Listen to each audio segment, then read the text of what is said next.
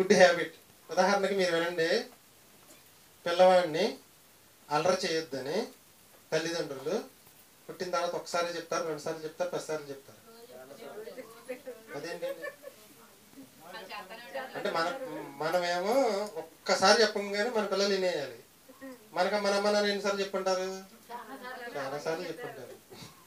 రోజు పొలబెట్టి ఎందుకు పడవ? ఇప్పుడు బైబిల్లో రాయబడిన మాట తర్వాత ఎక్కడ రాయబడలేదండి. అసలు ద్వితీయోపదేశకాండం మొత్తం వెనకమాలిన కాండాల్లో ఉంది. పిల్లలు వాళ్ళు పెద్దవాళ్ళు అయిపోయి వరకు కూడా మనం ఏం చేస్తూనే ఉండాలి? తల్లిదండ్రుల రుణం తీర్చుకోవాలి, తల్లిదండ్రుల రుణం తీర్చుకోవాలి, తల్లిదండ్రుల రుణం తీర్చుకోవాలి, రోజు చెప్తూనే ఉండాలి. ఓకేనా? ద్వితీయోపదేశకాండం. సరే, ఫస్ట్ ఏంటి పీటరు?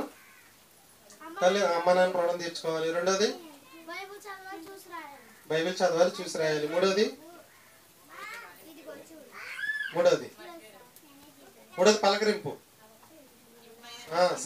సంఘంలో పలకరింపు ఎలా ఉండాలంటే బ్రదర్, సిస్టర్, అక్క, చెల్లి, అన్న, తమ్ముడు అని పలకరించుకోవాలి. ఇంకోటి కొరింథీయులకు రాసిన పత్రికలో ఉంటుంది, దుష్ట సాంగత్యము చేయరాదు. అంటే మీరందరూ కూడా మంచి అలవాట్లు. మొదటిది ఏంటంటే తల్లిదండ్రుల రుణం తీర్చుకోవాలి. రెండోది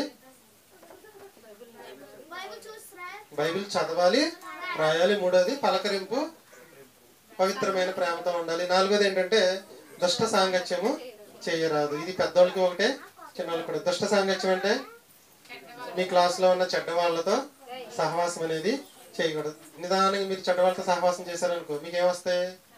చెడ్డ అలవాట్లు అన్నీ వస్తాయి. మీ బాటిల్లో వాటర్ పోస్తే వాటర్ బాటిల్ అంటారు, కిరోసిన్ పోస్తే కిరోసిన్ బాటిల్ అంటారు, వాక్యం పోస్తే వాక్యం అంటారు. కాబట్టి మీ హృదయంలో దేంతో నింపితే దాంతోనే మీ జీవితం అనేది ఉంటుంది. కాబట్టి సింపుల్, చిన్న ఎంతసేపు లేదు. 2 కొరింథీ పత్రికలో ఉంటుంది, దుష్ట సాంగత్యము మంచి నడవడిని చెరుపును. గుడ్ హ్యాబిట్ నెంబర్ 4 చిల్డ్రన్స్కి. దుష్ట సాంగత్యం అంటే అంతా మీరు చెప్పలేరు కాబట్టి దుష్టులతో, చెడ్డవారితో సహవాసం చేయరాదు. మీ క్లాస్లో ఒక అబ్బాయి ఆదివారం రోజున రారా బయటికి వెళ్దాం సిగరెట్ తాగుతున్నాడు. వాడు చెడు అలవాట్లు అన్నీ కూడా డబ్బులు పెట్టి ఏం అలవాటు చేసుకోవక్కర్లా, ఫ్రీగా ఇస్తారు. ముందు ఫ్రీగా మద్యం ఇస్తాడు, ఫ్రీగా సిగరెట్ ఇస్తారు, ఫ్రీగా అన్ని ఫ్రీగా సినిమాకి కూడా తీసుకెళ్తాడు. తర్వాత ఫోన్ కూడా ఇస్తాడు. తర్వాత నువ్వు వాటికి బానిస. ఒక మనిషిని చూసి మీరు ఒక చెట్టు ఫలాన్ని చూసి ఇది మంచిదో చెడ్డదో ఎలా చెప్తారో, ఒక మనిషిని చూసినప్పుడు ఇది చెడ్డ ఫ్రెండా మంచి ఫ్రెండ్ అని మీరు ఆటోమేటిక్గా కనిపెట్టాలి. బెటర్. 4 గుడ్ హ్యాబిట్ చెప్పు. సహవాసం చేయాలి. 4 గుడ్ హ్యాబిట్ చెప్తా. ఇక్కడికి వచ్చి చెప్తే ఆపేస్తా నేను పాట. వెరీ గుడ్ పీటర్, నువ్వు చెప్తే నీకు వచ్చేది నీకు గిఫ్ట్ తీసుకొస్తా. పిల్లలు మేము మీకు ఇచ్చిన గిఫ్ట్లు మొత్తం నేను ఇవ్వలేదు, గుర్తుంచుకోండి. ఎవరిచ్చారు? దేవుడు ఇచ్చాడని చెప్పండి ఎవరికైనా సరే. అట్ట అయితేనే వచ్చేవారు వస్తారు మానుకోండి.